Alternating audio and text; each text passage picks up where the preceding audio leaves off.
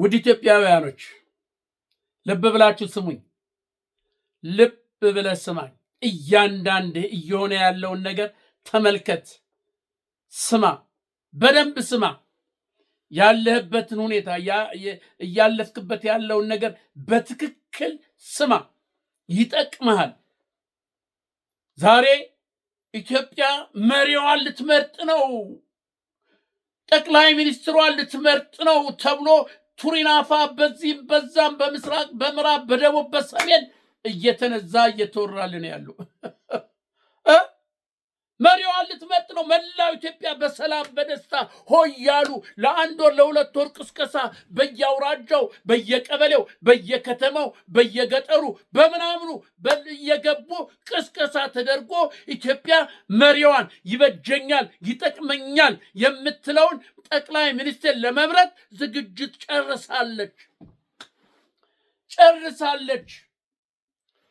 ኢትዮጵያ 130 ሚሊዮን ህዝብ መሪውን ሊመርጥ ዓላማው እቅዱ ተነግሮት በየቦታው ሄዶ ተቀስቅሶ ተነግሮት በሰላም እየተዘመረ እየተዘፈነ ተነግሮት ሊመርጥስ ቀናት የሳምንት የአራት ቀን የአምስት ቀን ቀናት ቀረው።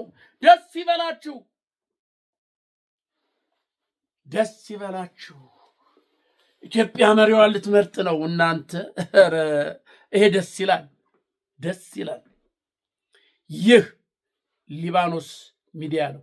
ሰብስክራይብ፣ ሼር፣ ላይክ አድርግ። ይሄ ቀልድ አይደለም። ዝም ብለህ አትቀልድ። በህፃን ልጅ አትቀልድ። አንተ እንኳን ገንግነሃል። አንተ እንኳን ሄደሃል። ለልጅህ ገንግን። ጎሽ ለልጇ ስትል ተወጋች። ጎሽ ለልጇ ስትል ተወጋች።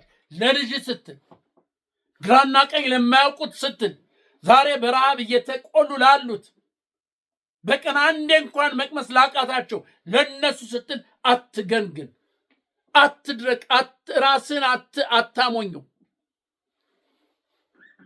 እንደምትሰማው እንደምታየው በኢትዮጵያ ላይ ኢትዮጵያ መሪዋን ለመምራት አስቻይ ሁኔታ የለም። ንገረኝ እስቲ በየት? በሰሜን፣ በምስራቅ፣ በምዕራብ፣ በደቡብ፣ በአማራ፣ በትግራይ፣ በሶማሌ፣ በደቡብ፣ በኦሮሞ፣ በጉራጌ፣ በስልጤ በየት በኩል ነው እስቲ ሰላም ሆኖ ኢትዮጵያ መሪዋን የምትመርጠው? የት በኩል ነው እስቲ ንገረኝ። አዲስ አበባ ሽር ጉድ ትበል። ይሄው መሪዋን ለመምረጥ የከንቲባውን ለመምረጥ አዲስ አበባ ሽር ጉድ ትበል። ከንቲባዋን እንደዚህ ያሳመረላትን ከንቲባዋን ለመምረጥ ሽር ጉድ ትበል። ለአረብ የተሸጠች አዲስ አበባ ለአረብ ሀገር የተሸጠችውን የሚያሳምርላትን ከንቲባውን አረቦች የመደቡትን ከንቲባ ደላላውን ከንቲባ አብይን ለመምረጥ ሽር ጉድ ትበል። አዲስ አበባ ሽር ጉድ ትበል ከንቲባውን ለመምረጥ እንጂ በኢትዮጵያ ምድር የኢትዮጵያን መሪ ለመምረጥ አንድም አስቻይ ሁኔታ የለም። አትሞኝ። አንድም ይሄ ውርውር ሲል የምታየው በሰው የወገኑን ደም እየጠጣ የደለበ ነው። የወገኑን ደም እየጠጣ የሚንሸራሸር ነው። እመነኝ። በየጓዳው ስንት ነገር ነው ያለ። በየጓዳው የአዲስ አበባ ፍረድ። በየጓዳ ምንድን ነው ያለው? እነዚህ የአረብ ቅጥረኞች አረብ የቀጠሯቸው በገንዘብ ውጡ ተንሸራሸሩ እየተባሉ ለሻይ መጠጫ የሚሰጣቸው እነዚህ የምታያቸው አንዳንዱም ቤቱ ዝም ብሎ ጥልውቅ ብሎ ከሚሞት እስቲ ወጥቼ እንኳን እንደው አይንም ተስፋ ነው ብሎ እየወጣ ያለ ነው። ስለዚህ የአዲስ አበባ ህዝብ ከንቲባህን ለመምረጥ አብይ ከንቲባህን ለመምረጥ ሽር ጉድ በል፣ ዝፈን፣ አቅራራ፣ ጨፍር የተወሰነ እዚህ አካባቢ ጨፍሩ ከንቲባችሁን ለመምረጥ። ከዚህ ውጪ ኢትዮጵያ ጠቅላይ ሚኒስትሯን ለመምረጥ አስቻይ ሁኔታ የለም። አማራ እንደዚህ የምታዩት ነው። ኦሮሞ ውስጥ እንደዚህ እንደምታዩት ነው። ደቡብ ውስጥ የምታዩት ነው። ጉራጌ ውስጥ የምታዩት ነው። ትግራይ ውስጥ ጭራሽ የማይታሰብ ነው። ቤንሻንጉል የማይታሰብ ነው። ንገረኝ እስቲ የት ነው? ሶማሌ ውስጥ የማይታሰብ ነው። አፋር ውስጥ የማይታሰብ ነው። ምን ጊዜ ተቀስቅሶ ምን ጊዜ ነው ምርጫ የሚደረግ? ንገረኝ፣ ምርጫ እስቲ ንገረኝ እናንተ። ይሄ ብልጭልጩን እያየ ነው ወይ? አዎ የከንቲባ ስለሆነ ምረጥ። ከንቲባን የመምረጥ የአዲስ አበባ ከተማ ከንቲባውን የመምረጥ መብት አለው። የተወሰነ ችግርም ቢፈጠር ያው ከንቲባ ነው፣ መርጠዋል፣ ትመርጠዋል፣ መብት አለ። ሌላው ግን ለኢትዮጵያን ሕዝብ የ130 ሚሊዮን ሕዝብን ወክሎ የሚመረጥ አሻይ ሁኔታ የለም። ለምርጫም የሚወዳደር ለምርጫም የቀረበ የፓርቲ ተቀናቃይ ፓርቲ በለው ምን በለው የለም። ኢትዮጵያን ይመራል የሚባል ኃይል የለም። በአጠቃላይ የኢትዮጵያ መሪ ይሆናል የሚባል ምንም አይነት ኃይል የለም፣ ሰው የለም። እመነኝ። ለዚህ ነው ፋኖ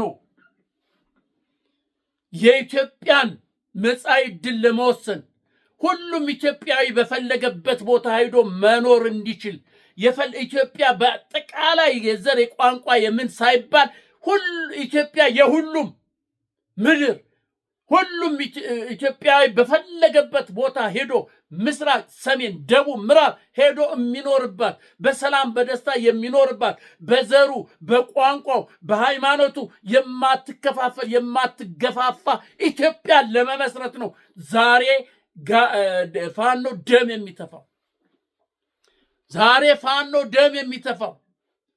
እሱም እኮ እንደነዚያ እነ ሆዳሞች አይተሃል አይደለ? እንደነሱ አይነቶችን እኮ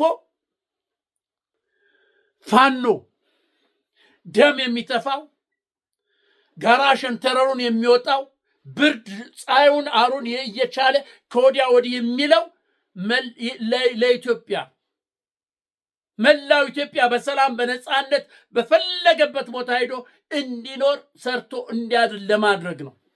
ኢትዮጵያ የሁሉም ኢትዮጵያውያን ናት።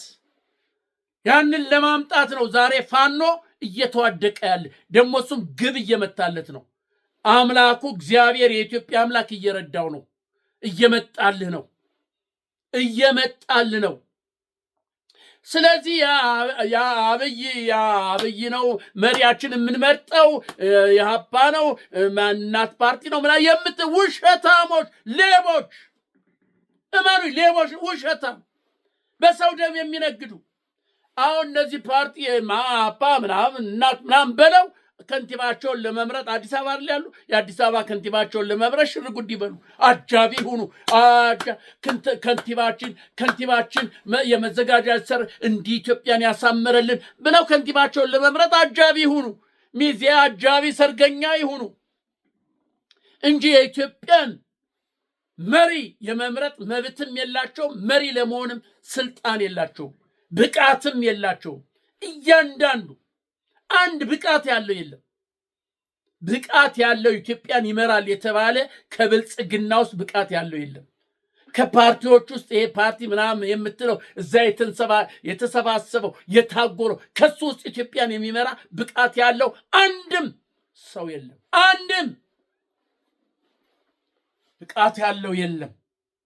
ሁሉም አጨብጫቢ ነው። ሁሉም አገብጋቢ ነው።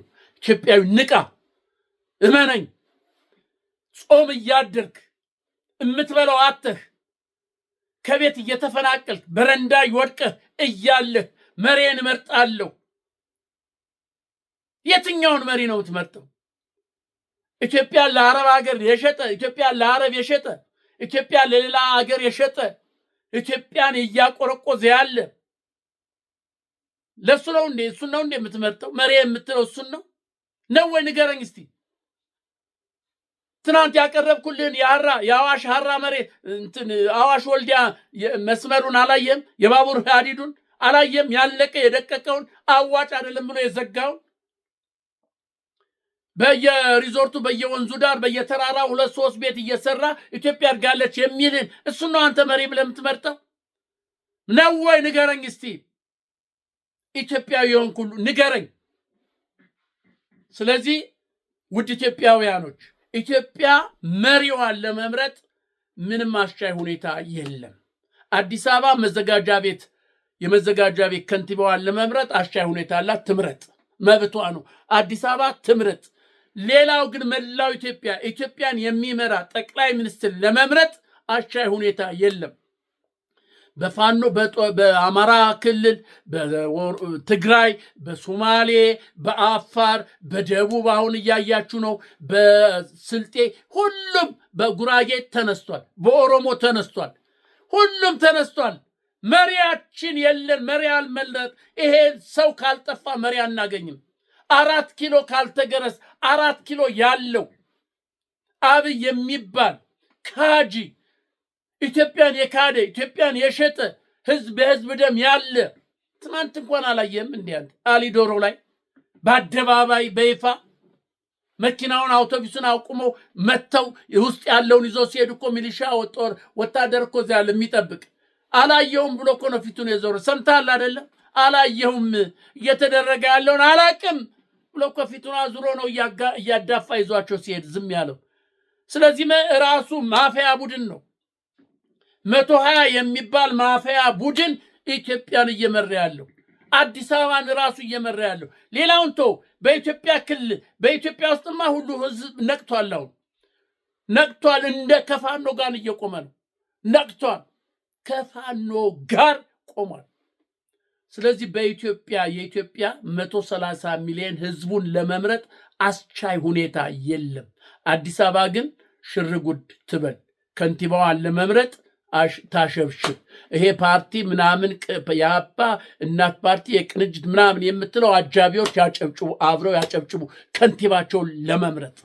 ይሄንን የኢትዮጵያ ህዝብ በደንብ ታውቃለህ። እየሆነ ያለውን ትረዳለህ። የፈለገ ይሁን። አሁን ሰራተኛውን እንዲባረር ተብሏል እኮ። የአማራ ተወላጅ የሆነ ሰራተኛ በሙሉ ከየመስሪያ ቤቱ እየተለቀመ በምክንያት እንዲወጣ ተብሏል፣ ተባሯል። እምቢ ካለ እንዲታሰር ተወስኗል። አሁን የአዲስ አበባ ዩኒቨርሲቲ በየከተማ በየሀገሩ ያሉ ዩኒቨርሲቲዎች ተማሪዎች በግድ እየተያዙ ወታደር እንዲሆኑ ተወስኖልሃል። ስለዚህ አዲስ አበባ ከንቲባ ወስኖልሃል። ስለዚህ አዲስ አበባ ከንቲባችሁን ምረጡ። ኢትዮጵያን ግን ለቀቅ አድርጓት።